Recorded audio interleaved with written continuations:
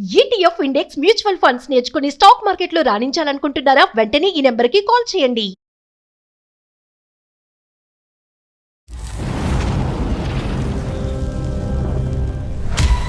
హెవీగా డ్రింక్ చేస్తాడు. డ్రింకే కాదు, ఈవెన్ గుట్కాలు అలానే నమ్ముతూ అలానే వస్తాడు.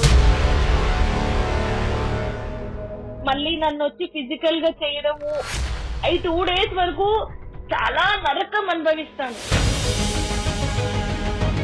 100% అందరినీ అన్ని సందర్భాల్లో సంతోష పెట్టగలిగేటటువంటి కెపాసిటీ, అనుభవం, వయస్సు నీకు లేవు. అడ్జస్ట్ అవ్వు అంటున్నారు. ఎన్ని రోజులు అడ్జస్ట్ అవ్వాలి? ఎంతకాలం అడ్జస్ట్ అవ్వాలి? తను ఫిజికల్ గా చేసిన తర్వాత 2 రోజులు నేను లేవలేను. ఆ పెయిన్స్ నరకం ఉంటుంది. ఎట్లా భరించాలి నేను?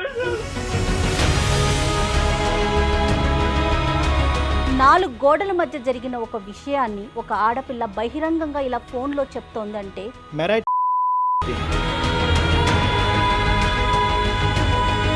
ఇది సనాతనంగా మనకొస్తున్న ఆచార సాంప్రదాయాలు. నువ్వు అడ్జస్ట్ అయ్యి అక్కడే పడుండాలా? ఎంత నరకమైనా సరే ఇంకా పడుండాలా? అక్కడే చచ్చిపోవాలా?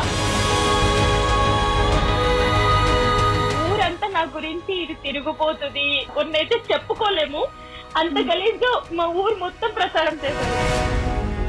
ఇలాంటి సైకో వ్యక్తులను అసలు మార్చుకోలేమా డాక్టర్ గారు? పెళ్లి చేస్తే కనుక సెట్ అయిపోతారు అనేటటువంటిది ఒకటి ఉందమ్మా. అది ఇంకొకరి నెత్తి మీద రుద్దటమే కదా డాక్టర్ గారు. ఎంత అన్యాయం కదా ఇది. ఇంట్లో కూడా అర్థం చేసుకోవట్లేదు. ఎవరికి చెప్పాలి? చచ్చిపోవాలని ఉంది నాకు. వెల్కమ్ టు అందమైన జీవితం. నమస్తే డాక్టర్ గారు. నమస్తే అమ్మా. జయ. డాక్టర్ గారు, అందమైన జీవితం అనే ఒక కొత్త కాన్సెప్ట్తో మనం ప్రజల ముందుకు వెళ్తున్నాము. వాళ్ళ సమస్యని మనకి మెయిల్ చేయమంటున్నాం, మనమే కాల్ చేస్తున్నాం. అయితే నేను 100ల్లో వస్తాయనుకున్నా, వేలల్లో వచ్చేస్తున్నాయి మెయిల్స్. అసలు హ్యాండిల్ చేయలేకపోతున్నాను కళ్యాణ్ గారు. నేనైతే వాటిలో ర్యాండమ్గా పిక్ చేస్తున్నానంటే ఒక దాని తర్వాత ఆ మెయిల్ యొక్క తీవ్రతను బట్టి, వాళ్ళ సమస్య యొక్క తీవ్రతను బట్టి కాల్ పిక్ చేసుకొని మీతో నేను మాట్లాడించే ప్రయత్నం చేస్తూ ఉన్నాను. డెఫినెట్గా ఎవరు ఫీల్ అవ్వద్దండి. ఖచ్చితంగా మీ అందరి మెయిల్స్ మేము మాట్లాడతాము. అందరి గురించి, అందరి సమస్యల్ని డిస్కస్ చేసే ప్రయత్నం అయితే చేద్దాం కళ్యాణ్ గారు. తప్పకుండా. అయితే బళ్ళారి నుంచి ఒక మెయిల్ చేశారండి. సువర్చల ఒక మంచి ఫ్యామిలీ నుంచి వచ్చిన అమ్మాయి, పెళ్ళయింది. భర్త మానసిక వేదనతో తను ఏం చేయాలో అర్థం కాక సూసైడ్ చేసేసుకోవాలి అనే ఒక నిర్ణయానికి వచ్చి మనకి మెయిల్ చేసింది. అంటే తను చెప్పుకోలేని సమస్యలతో బాధపడుతుందట. పెళ్ళై సంవత్సరమే అవుతోంది. ఒక రకంగా ఒక్క మాటలో చెప్పాలంటే నా భర్త సైకో అని పెట్టింది. మరొకసారి లైన్లో తీసేసుకుందాం. తప్పకుండా. ఏజ్ ఎంత? ఏజ్ 24 సువర్చల అండి? అవునండి, నేను సుమన్ టీవీ అందమైన జీవితం ప్రోగ్రామ్ నుంచి చేస్తున్నానండి. చెప్పండి. మీరు మాకు మెయిల్ పెట్టారు సువర్చల. అవునండి. మీ మెయిల్ గురించి నేను బ్రీఫ్గా ఆయనకి చెప్పాను. ఒక్కసారి మీరు కూడా మాట్లాడండి. అమ్మా సువర్చల, నమస్తే అమ్మా. నమస్తే అండి. నమస్తే అమ్మా. చెప్పమ్మా, నీ ప్రాబ్లం ఏంటో కొద్దిగా చెప్పమ్మా. అంటే నేను హ్యాపీగా జాబ్ చేసుకుంటూ ఉంటే ఇంట్లో వాళ్ళు పెళ్లి సంబంధం చూసారు కదా, ఇంట్లో వాళ్ళ ఇష్ట ప్రకారం పెళ్లి చేసుకున్నాను. మా ఫ్యామిలీ వచ్చేసి బెల్లారిలో ఉంటారండి, చాలా లాంగ్. కానీ మేము జాబ్ ఇక్కడ చేస్తాం కాబట్టి హైదరాబాద్ లో హస్బెండ్ తో పాటు ఉన్నాను. ఓకే. బట్ పెళ్ళైనప్పటి నుంచే ఇంకా డైలీ వచ్చి టార్చర్ చేయడము, కొట్టడము, లేట్ నైట్ ఇంటికి రావడము, అది ఇంకా ఇది చెప్పొచ్చో లేదో తెలియదు కానీ అసలు భార్యకి నాతో ఫిజికల్ గా కలవడం ఇష్టమో లేదో అని కూడా కనుక్కోడు. ఫిజికల్ గా వచ్చి సినిమాలో చూపిస్తారు కదా రేప్ చేసినట్టు, వచ్చి బలవంతంగా చేసేవాడు. ఈవెన్ ఎంత టార్చర్ ఉండడంటే తను గుట్కాలు, సిగరెట్లు అన్ని తాగి అవి నములుకుంటూనే నాతో ఉండేవాడు. అది ఎవరికి చెప్పుకోవాలో కూడా అర్థం కాకపోయేది. సువర్చల ఇంట్లో ఎవరెవరు ఉంటారండి? హైదరాబాద్ లో ఉన్నప్పుడు నేను మా వారు మాత్రమే ఉండేవాళ్ళము. ఇంకా నైట్ ఏ టైం పడితే ఆ టైం ఫ్రెండ్స్ ని తీసుకొచ్చి నాకు అది వండి పెట్టు, ఇది వండి పెట్టు, నువ్వు ఇప్పుడు చేస్తావా లేదా. మ్యారేజ్ కి ముందు ఇతని గురించి నీకు ఎంత అవగాహన ఉందమ్మా? అంటే పెళ్లికి, ఎంగేజ్మెంట్ కి, పెళ్లి చూపులకి మధ్యన ఎంత గ్యాప్ ఉందమ్మా? అంటే మా ఎంగేజ్మెంట్ కూడా అవ్వలేదన్నమాట. ముహూర్తాలు పెట్టుకున్నారు, ఎంగేజ్మెంట్ వద్దు అని చెప్పి డైరెక్ట్ గా పెళ్లి చేశారు. యాక్చువల్లీ ఇంకో విషయం ఏంటంటే అతనికి పెళ్లికి ముందే ఒక ఎంగేజ్మెంట్ క్యాన్సిల్ అయిపోయిందంట. ఎంగేజ్మెంట్ అయిపోయిన తర్వాత పెళ్లి క్యాన్సిల్ అయిపోయింది. ఆ విషయం ఊర్లో వాళ్ళందరికీ తెలుసు, కానీ మాకు చెప్పలేదు. అంటే అబ్బాయి ఏమన్నా ఇప్పుడు మేము అడిగితే అబ్బాయి మంచోడే అనుకున్నామమ్మా, ఇంత దారుణంగా చేస్తాడని అనుకోలేదు మేము. ఎవరిని అడిగారు సువర్చల మీరు? అంటే అబ్బాయిది మాది ఒకటే ఊరు. అంటే ఈ కోవిడ్ లాక్డౌన్ వల్ల మేము ఇంటికి వెళ్ళిపోవాల్సి వచ్చింది. అక్కడే ఉంటున్నాము. వాళ్ళు మేము ఒకటే ఊరు, అంటే పక్క వీధి, అంటే కొంచెమే గ్యాప్ అన్నమాట వాళ్ళ ఇంటికి మా ఇంటికి. ఓకే. ఏం చేస్తుంటాడు అతను? Software engineer. ఓకే. మీ ఇద్దరు ఏజ్ గ్యాప్ ఎంతమ్మా? నువ్వు 24 అన్నారు, అతను ఎంత వయసు? నాకంటే 1 year పెద్ద. ఓకే, 1 year పెద్ద. ఇంతకుముందు అతను ఎంగేజ్మెంట్ మ్యారేజ్ వరకు కూడా ఎందుకు వెళ్ళలేదు అన్నది మనకి ఏమైనా ఇప్పటికైనా ఏమైనా తెలిసిందమ్మా? ఏమైనా ప్రత్యేకమైనటువంటి కారణాలు ఏమైనా ఉన్నాయా?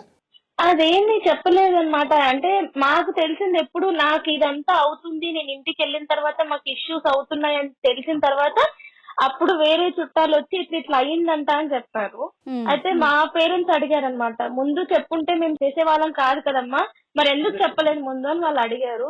వాళ్ళు ఏం చెప్పలేదు మాకు. మ్యారేజ్ అయినటువంటి అంటే ఫస్ట్ ఫ్యూ డేస్ నుంచి ఈ యొక్క డిఫరెన్స్ కనిపించిందా, లేదంటే ఒక 2-3 నెలల తర్వాత మొదలు పెట్టాడా?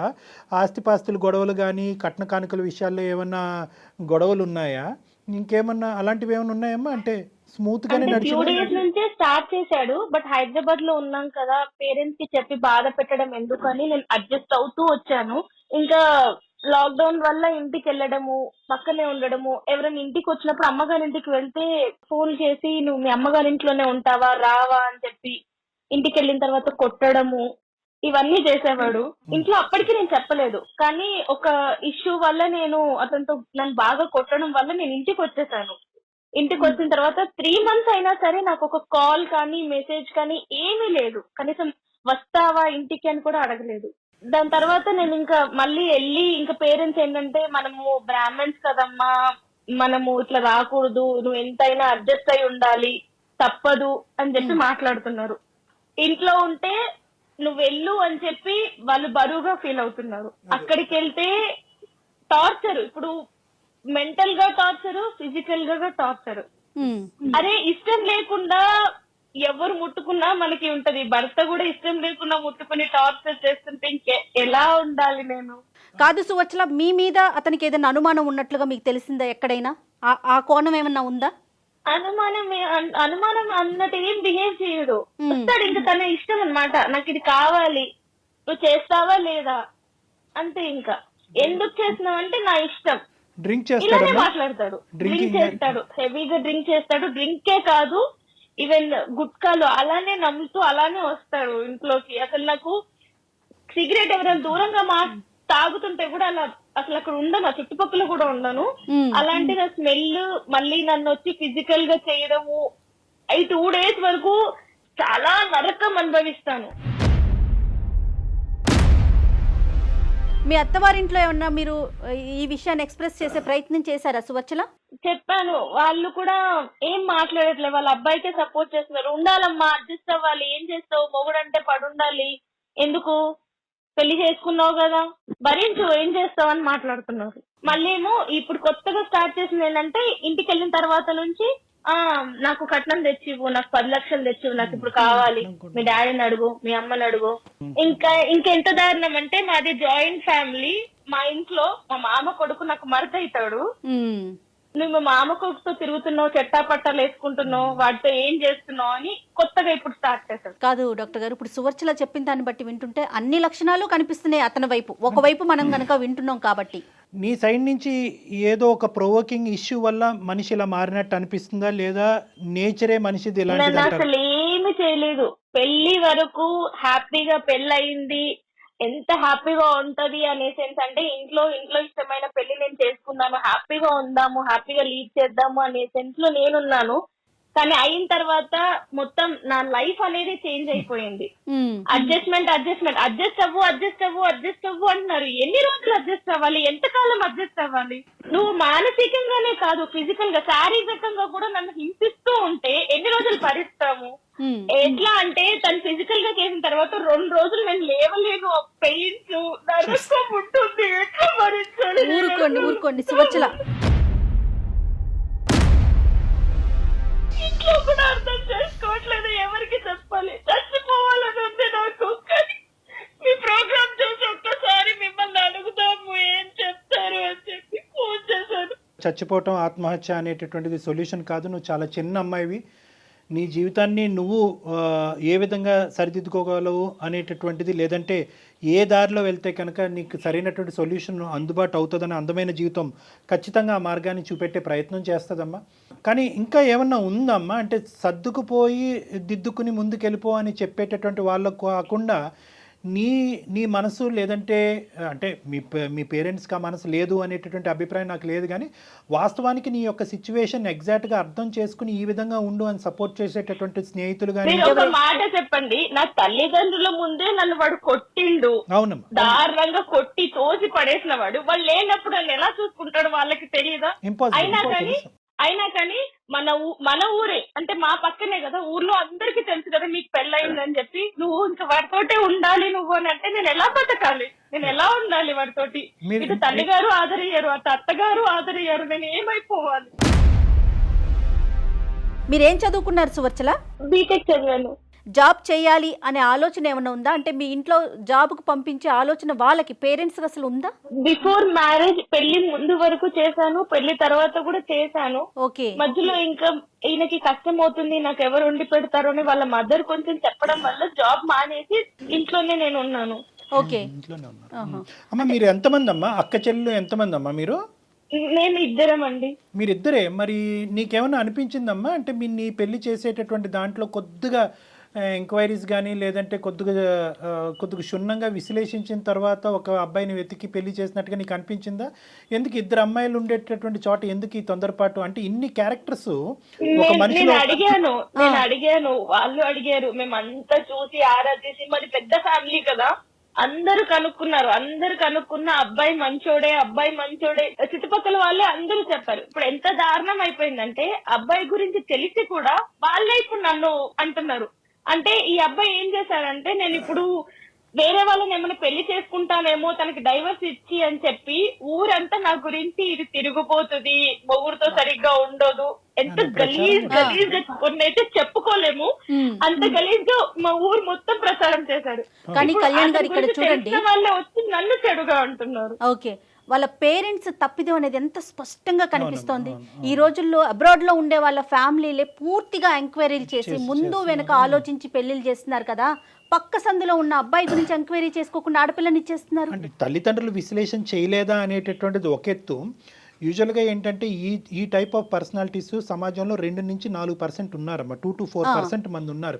వీళ్ళు బయటకు దేవుళ్ళ కనిపిస్తూ ఉంటారు, ఇంట్లో దెయ్యంలాగా రాక్షసులాగా ప్రవర్తిస్తారు. ఎలా మారిపోతారు? సో బయటకి అంటే బయటికి కనిపించేదే సమాజం నమ్ముతుంది.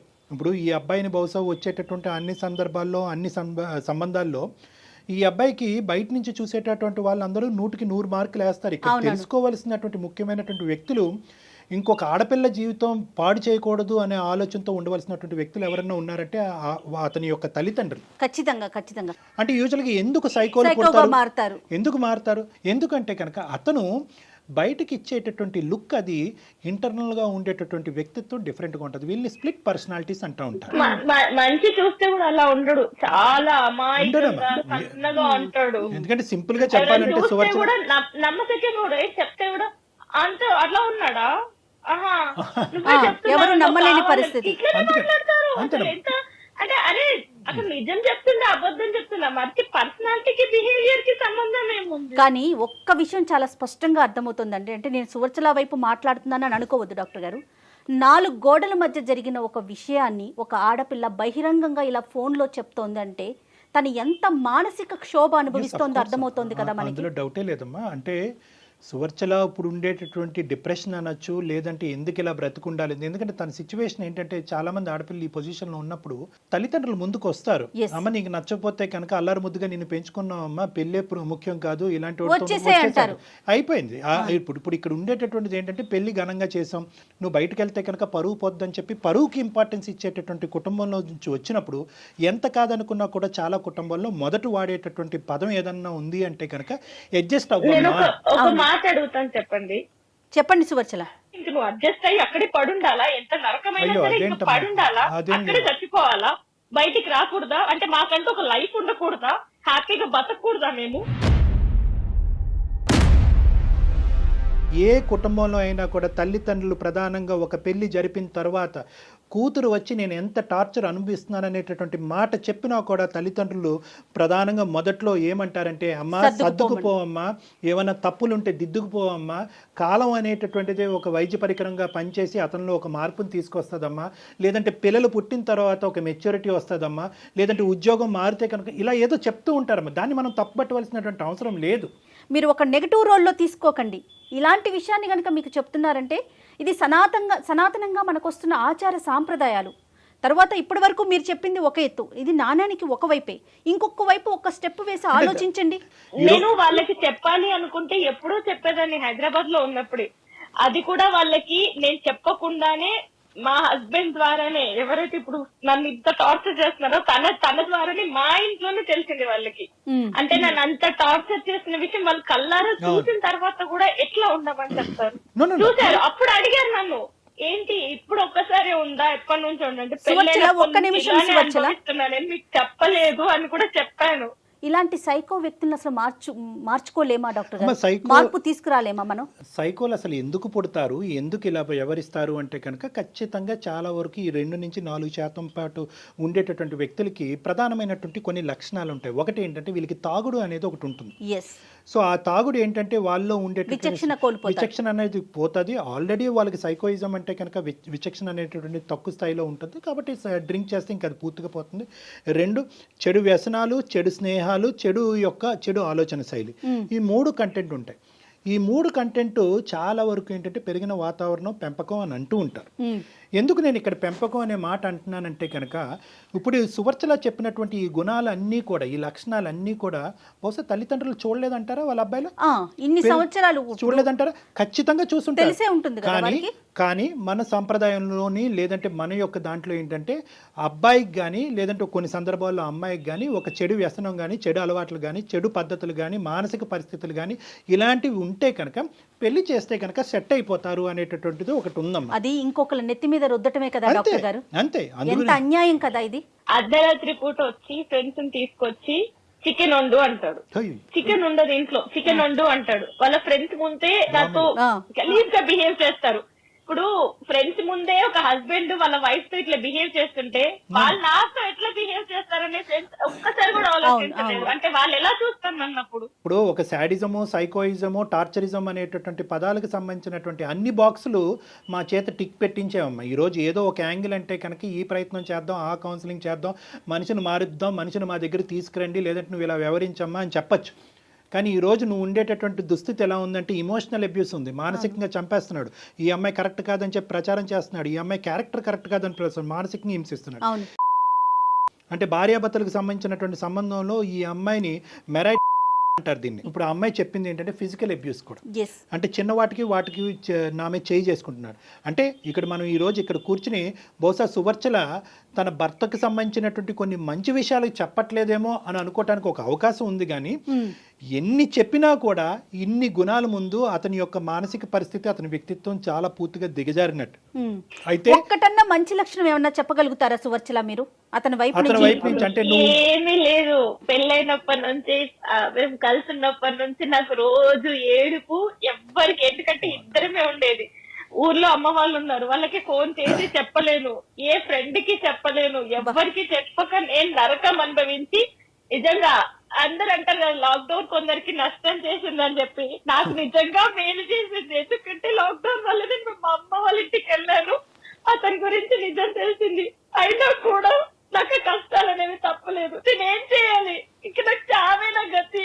లేదు సువర్చల, అసలు ఎప్పటికీ అలాంటి ఆలోచనే పెట్టుకోవద్దు దయచేసి. Suvarchala, without any second thought get out of this marriage అమ్మా, come out of this marriage. ఎందుకంటే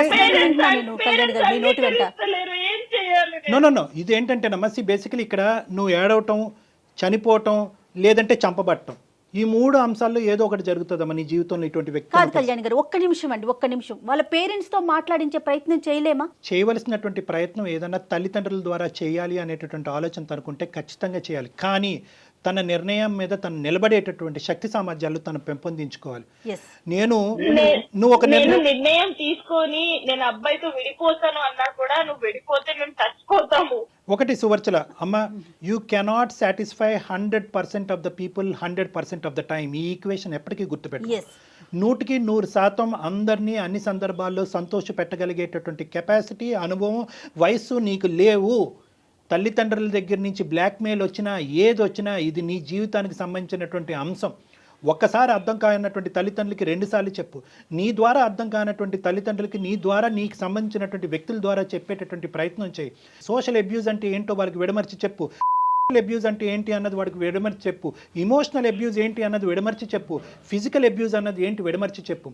ఎందుకు అంటే కనుక చాలా సందర్భాల్లో నేను ఇందాక అన్నట్టుగా అడ్జస్ట్ అయ్యి వేచి చూడు అనేటటువంటి పదం ప్రతి కుటుంబంలో ప్రతి తల్లిదండ్రులు వాడేటటువంటిది. కానీ ఇక్కడ చూడవలసింది ఏంటంటే డ్యూరేషన్ ఆఫ్ టైం. అంటే కేవలం సంవత్సరంకే ఈ అమ్మాయి ఎలాంటి నిర్ణయం అనేటటువంటి అంశానికంటే ఇక్కడ ప్రధానంగా చూడవలసింది ఏంటంటే Suvarchala the intensity of the torture and the quality of the torture. అంటే అన్ని రంగులు అన్ని హంగుల్లో ఒక మనిషి భరించలేక ఈరోజు సువర్చల మనతో ఇలా ఫోన్ చేసి మాట్లాడుతుంది అంటే కనుక అందమైన జీవితం ఈ వేదిక ఉండటం వల్ల అమ్మాయి ఫోన్ చేసి చెప్తుంది. లేదంటే ఈ అమ్మాయి ఈ రోజు ఇంకో ఆత్మహత్య ధోరణం ఇంకో పనికి పూనుకోలేదు అనేది గ్యారంటీ లేదు కదా. అవును అవును. మీ సొల్యూషన్ ఏం చెప్తారు ఫైనల్ గా చెప్పండి. Know the thing is Suvarchala ఇక్కడ సొల్యూషన్ ఈజ్ స్ట్రైట్ ఫార్వర్డ్ అమ్మా. ఇక్కడ ఏంటంటే అన్ని కెపాసిటీస్లో అన్ని విధాలుగా అమ్మ సువర్చల ఆర్ యూ దేర్? ఉన్నాను. ఓకే అమ్మ, నువ్వు గుండె నిబ్బరం చేసుకుని ధైర్యంగా ఉండమ్మా. ఎందుకంటే ఈరోజు నీకు బోల్డ్ అంత భవిష్యత్తు ఉంది. నీకేమి బరువు బాధ్యతలు రెస్పాన్సిబిలిటీస్ అంటూ ఏమీ లేవు. మీ ఇద్దరు లక్కీగా నువ్వు ఏదైనా సంతోషపడవలసినటువంటి అంశం ఉంది అంటే కనుక సంవత్సరం అయిన తర్వాత ఇప్పటికీ నువ్వు ప్రెగ్నెంట్ కాకపోవడం అన్నది నువ్వు చేసుకున్నటువంటి అదృష్టం. లేదంటే ప్రెగ్నెన్సీ అదే హ్యాపీ ఫీల్ అవుతాను. బట్ నేను కంప్లీట్ బ్లాంక్ అయిపోయాను. నా మైండ్ అనేది పని చేయట్లేదు. అందుకే నేను మీకు మెయిల్ చేశాను. నేను ఏంటి అర్థం కాక అసలు చాలా చాలా మంచి పని చేశారు సువచ్చల. నిజం చెప్తున్నాను కదా. ఎందుకంటే ఇప్పుడు కళ్యాణ్ గారు చెప్పినట్లుగా డెఫినెట్ గా ఒక పాజిటివ్ డెసిషన్ తీసుకోండి. మీరు చదువుకున్నారు, సొసైటీ ఏంటో మీకు తెలుసు, ఫ్రెష్ గా స్టార్ట్ చేసేయండి. అంతేగాని వీళ్ళేమనుకుంటారో వాళ్ళేమనుకుంటారో ముందు వెనక ఆలోచించొద్దు. మీ జీవితం మీ చేతుల్లోనే ఉంది. మీరు ఇంకా చిన్న వయసులోనే ఉన్నారు. ఇది ఒక పీడకల్లా మర్చిపోవాలి అనేటటువంటి ఉద్దేశం మా అందరికీ ఉంది. కాబట్టి ఎటొచ్చి మీకు ఏదైనా అడ్డం ఉంది అంటే కనుక ఏ విధంగా మీ తల్లిదండ్రుల్ని కన్విన్స్ చేయాలి అన్నది ఒక్కటే ఇక్కడ మీ సమస్య. కాబట్టి మీరు ఇమోషనల్గా ఉన్నారు. చాలా ఇమోషనల్గా ఉండటం వల్ల ఏమవుతున్నారంటే మీరు అనుభవించినటువంటి కంటెంట్ ఏదైతే ఉందో అది మీ పేరెంట్స్కి సరిగ్గా కమ్యూనికేట్ చేయలేకపోతున్నారేమో. కన్ఫ్యూజ్. వయసు చిన్నదమ్మా, అనుభవం చిన్నది. ఒక సంవత్సరం అన్ని రకాలుగా చెప్పాను, వినట్లేదు. ఇప్పుడు వాళ్ళు వినకపోతే నేనేం చేయాలి? ఇంకెంత పచ్చిగా చెప్పాలి? పేరెంట్స్ కి ఎవరైనా అంత పచ్చిగా చెప్తారా? అరే నా మొగుడు ఇలా చేస్తున్నాడు అని చెప్పి ఎవరైనా చెప్పుకుంటారా? అయినా చెప్పినా కూడా వినట్లేదు. అమ్మ ఇక్కడ ఏదన్నా కూడా you have to take a stands అమ్మ. నేను సింపుల్గా చెప్తున్నాను, నువ్వు గుండె నిబ్బరం చేసుకుని ధైర్యంగా ఉండు. తల్లిదండ్రులకు చెప్పేటటువంటి విధాలుగా అన్ని విధాలుగా నువ్వు ప్రయత్నం చేయి. ఎవరైతే కనుక వాళ్ళ మాట వింటారో వాళ్ళ ద్వారా చెప్పేటటువంటి ప్రయత్నం చేయి. లాస్ట్ అండ్ ఫైనల్ నువ్వు ఇంకొకటి కూడా చెప్తానమ్మా. బహుశా నీ తల్లిదండ్రులకి నువ్వు కన్వే చేసిన తర్వాత మీ తల్లిదండ్రులు అటువైపు తల్లిదండ్రులు ముందుకొచ్చి జస్ట్ ఫర్ దేర్ సాటిస్ఫాక్షన్, వాళ్ళ సంతోషం సంతృప్తి కొరకు మీరిద్దరూ మ్యారేజ్ కౌన్సిలింగ్కి వెళ్ళి ఒక్కసారి ఆఖరి అవకాశం ట్రై చేయండి అని చెప్తే దానికి కూడా నేను రెడీగా ఉన్నానమ్మా. అది కూడా నువ్వు ఏకీభవించి నువ్వు ఇలా వెళ్దాము, ఇది ఒకసారి ట్రై చేద్దాం అనే ఉద్దేశం నీకు ఉంటే కనుక will try that. Otherwise will close that door also. Second కాకుండా ఫస్ట్ చెప్పారు కదా, కొత్త లైఫ్ స్టార్ట్ చేయమని. ఓకే అమ్మా, ఆల్ ద బెస్ట్. కన్విన్స్ చేయడానికి డెసిషన్ తీసుకుంటాను. అలాగే తల్లి, అలాగేనమ్మా, షూర్. మీ పేరెంట్స్ కి ఎవరు చెప్తే వింటారో వాళ్ళతో చెప్పించే ప్రయత్నం చేయండి సువర్చల. రైట్, అదే ట్రై చేస్తాను. అంటే మీరు మాట్లాడిన తర్వాత కొంచెం చిన్న హోప్ వచ్చింది. Very good. కంటిన్యూ చేస్తాను. Thank you so much. Good luck. కాల్లోనే కాదు సువర్చల, మీకు ఎప్పుడు ఎలాంటి అడ్వైస్ కావాలన్నా కూడా డెఫినెట్ గా మాకు పర్సనల్ గా మీరు మెయిల్ చేయొచ్చు. ఓకే అండి, thank you Suvarchala. God bless you అమ్మా, ఆల్ ద బెస్ట్ తల్లి.